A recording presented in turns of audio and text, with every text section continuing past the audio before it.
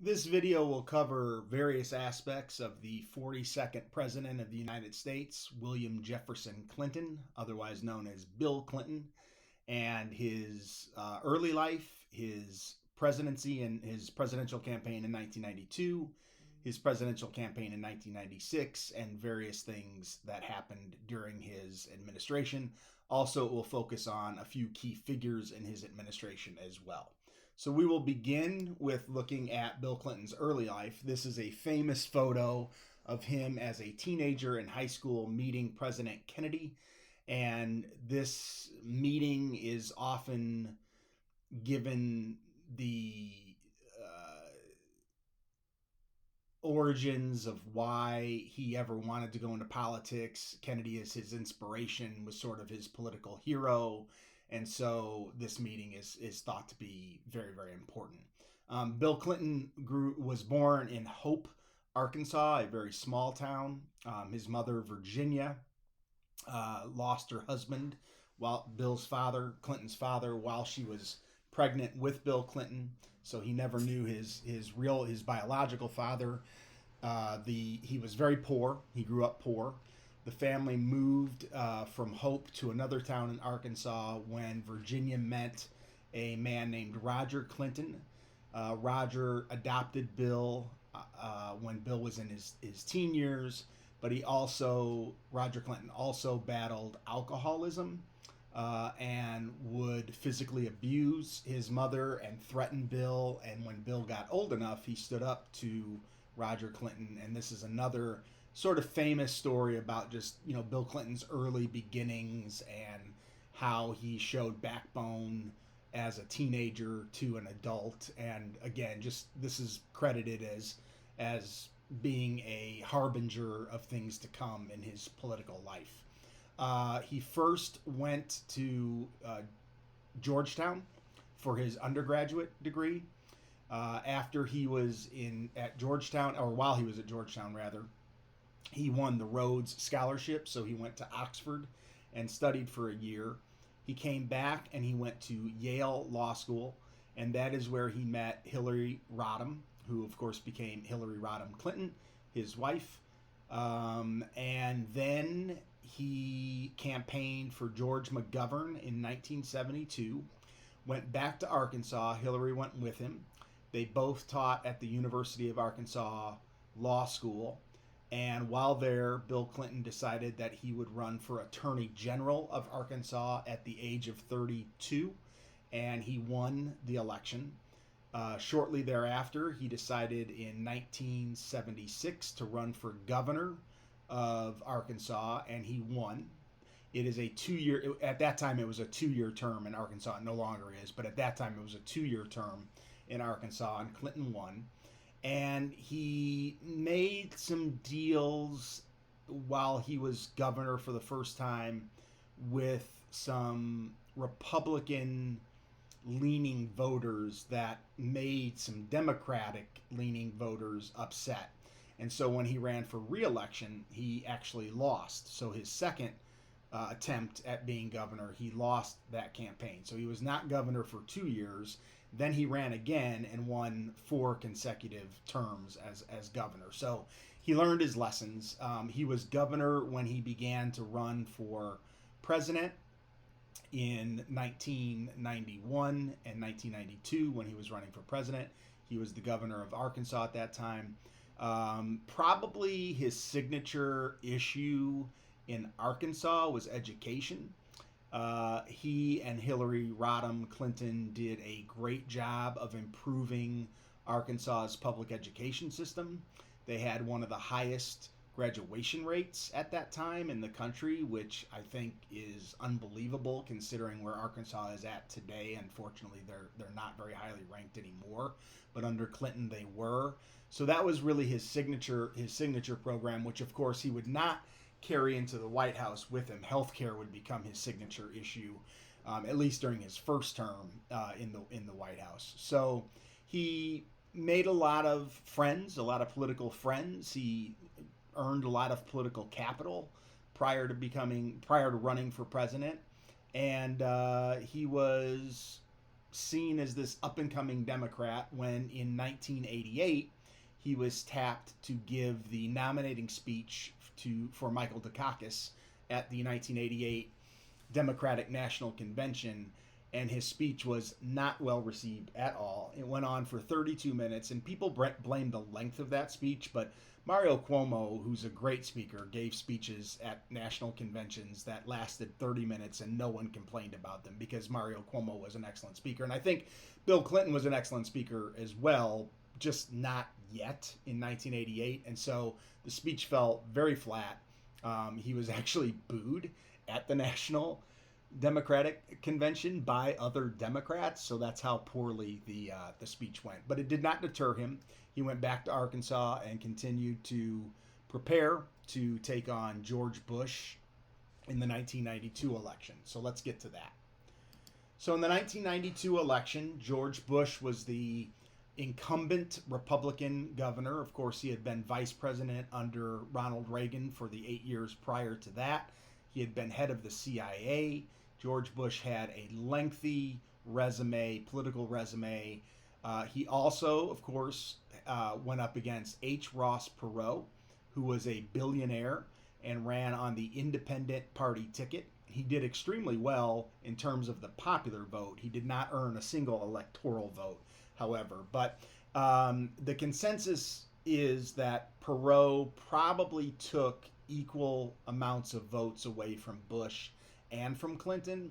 But what ended up happening was Clinton won the presidency pretty handily over Bush with only 43% of the vote, because Perot, I can't remember the exact percentage. I want to say it was 19, but it was somewhere like 16, 17, 18, 19%.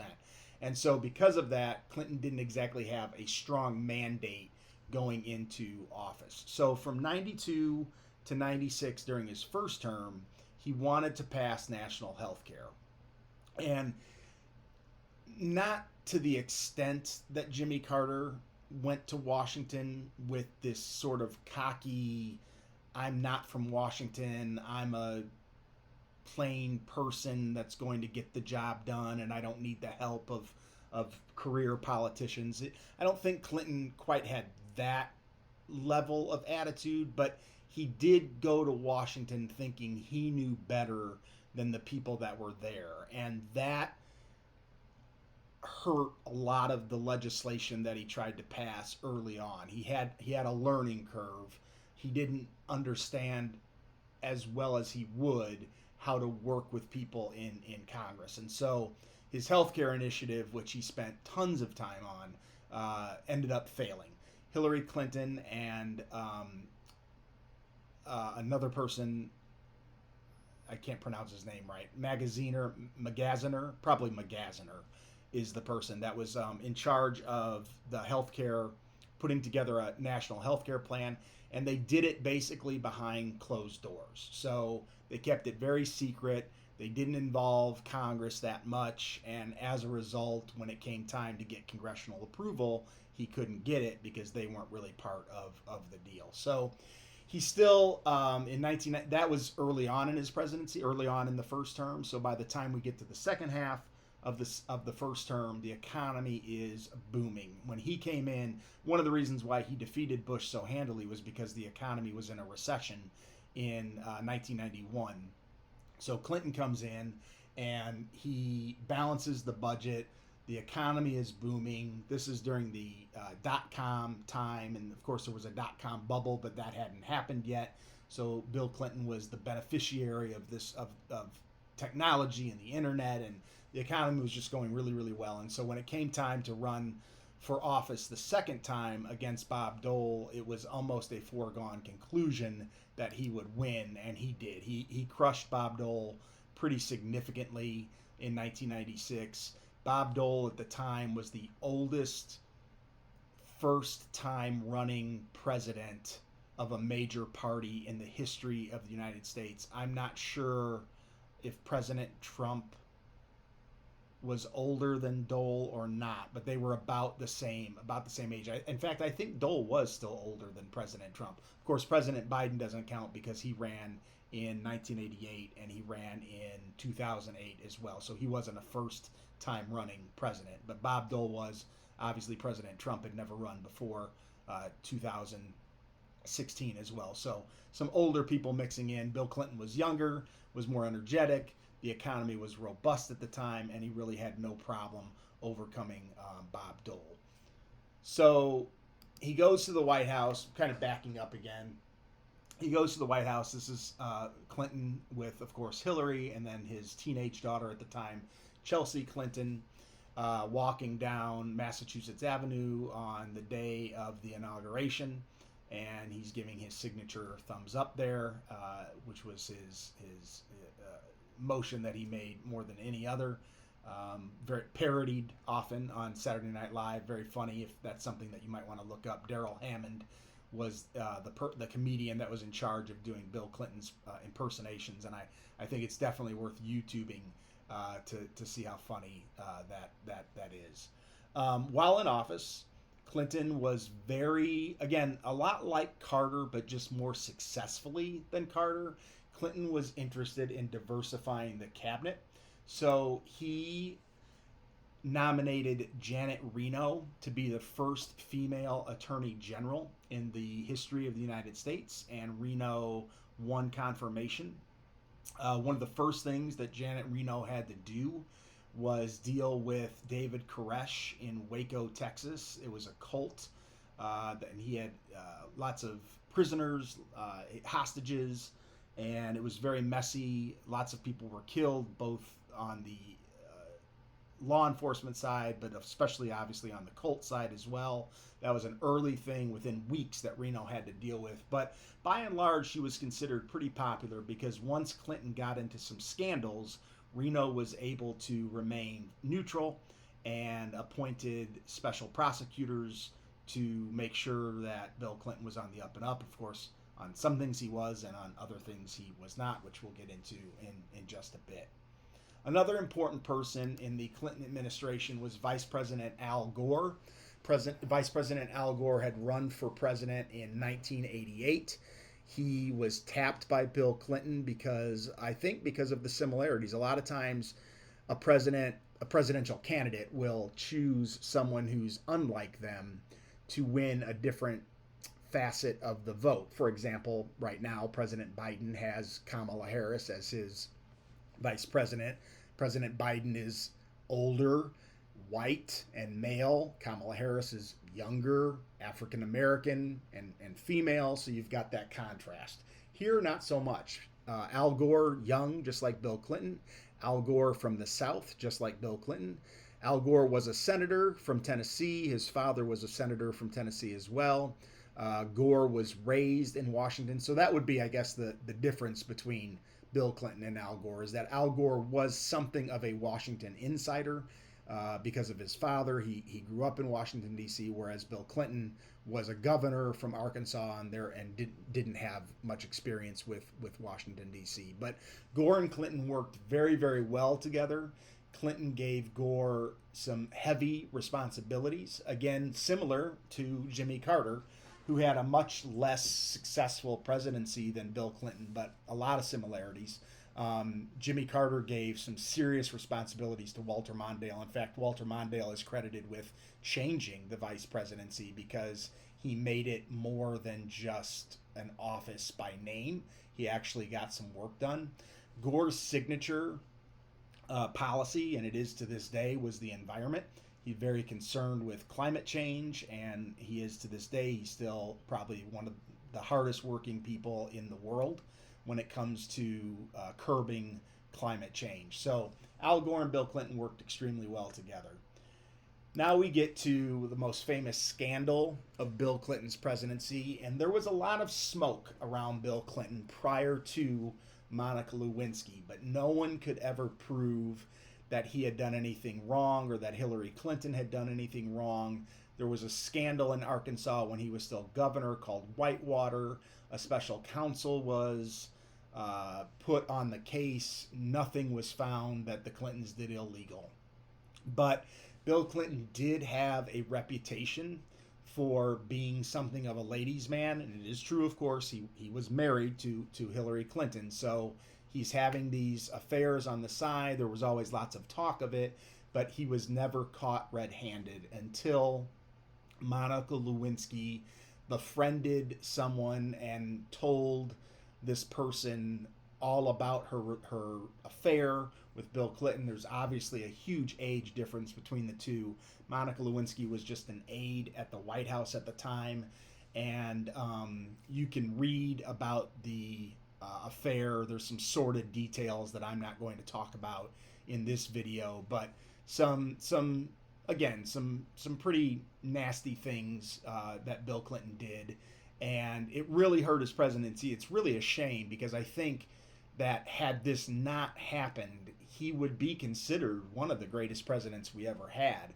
But because this did happen, it tends to be the thing that people remember instead of the robust economy that he presided over. He ended up getting impeached, not because he had an affair with Monica Lewinsky. That's not an impeachable offense. But he got on the witness stand and committed perjury when he was asked if he ever had an affair with Monica Lewinsky, and his reply was, quote, "I have never had sexual relations with that woman." Later on, he defined sexual relations in a very not a very convincing way, in an attempt to say that he hadn't committed perjury, but he was impeached by the House of Representatives. But for perjury, the Republicans controlled the House at that time. This is early, actually it's in the middle of his second term as president. And then it went to the Senate, where you need 2/3 or 60. You need 60 senators to impeach, and the Democrats held the Senate at the time. So there was absolutely no way that he was actually going to be convicted of impeachment. But he was the second president after Andrew Johnson to be impeached. Of course, President Trump is the third and the fourth. He was impeached twice, so he's the third and the fourth president to be impeached after Clinton. But at this point in history, I mean, it's been 150 years since a president had been impeached. So this was a pretty big deal. I think President Trump's impeachment is seen as more politicized, and also it's not. There's not that many years between Clinton and Trump, and so I think that we look upon President Trump's impeachment a little bit less seriously than we did Bill Clinton's in 1997 and 1998. It was really career threatening at the time, but he muddled through. One of the things that almost anybody will say about Bill Clinton is that he was, even if you don't like Bill Clinton, most people will admit he was an excellent politician. And what I mean by that, I don't mean that I'm not passing a judgment on him. I'm saying that his political skills were excellent. He was a great campaigner. Again, he only lost the one election, his second try for governor, and after that, he never lost another election that he ran. So despite this scandal, he still accomplished a lot, but this really hurt his reputation, and it really hurt the way that history remembers him, because he did this, which hadn't been done in decades. He eliminated the budget deficit in 1999, and obviously this picture is another very famous picture of Bill Clinton and Al Gore in 1999. Doing something that hadn't been done in decades. And again, just fiscal responsibility on the Clinton-Gore administration's part, which led to declining debt. It led to better interest rates for homeowners and for people who needed to take out loans. And the economy was just extremely good at that time. So Al Gore then decides that he will run for president in 2000. And because of the Monica Lewinsky affair, Al Gore did not associate himself with the Clinton administration very much. He did not have President Clinton campaign for him in major ways very much. And at the time, that was seen as smart to run kind of away from the Lewinsky scandal. Now, historians look back on that and they think that it was probably a mistake. Bill Clinton's approval ratings never really dipped that much, even in the wake of impeachment, even in the wake of a sexual affair with Monica Lewinsky. His numbers never dipped that much. He remained fairly popular throughout his presidency, and so it's now seen as a mistake since Gore lost. It's now seen as a mistake that Gore didn't embrace Clinton and embrace the achievements of the 8 years that he was vice president. So Bill Clinton, of course, left office in 2000. He's still alive. He is the CEO and founder of the Clinton Global Initiative, which does humanitarian work around the globe. Obviously, he is the husband to Hillary Clinton, who became senator from New York. She was the first lady ever in our history to hold office after she was the first lady. Of course, she ran for president in 2008 and lost the Democratic nomination to Barack Obama. She then became Barack Obama's Secretary of State and then ran for president against Donald Trump in 2016 and narrowly lost that election to President Trump. She would have obviously been the first female president in the history of America. She was heavily favored until the last few weeks. Trump closed the gap.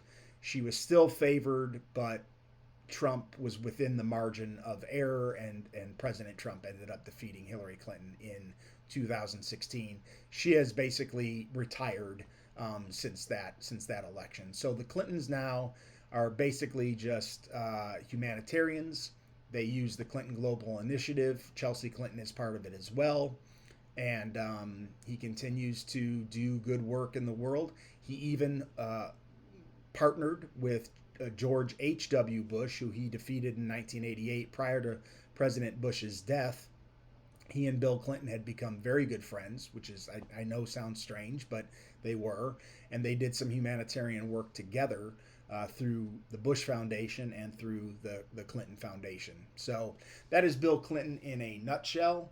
You can find a lot more information about him in the texts that IACE would like you to read.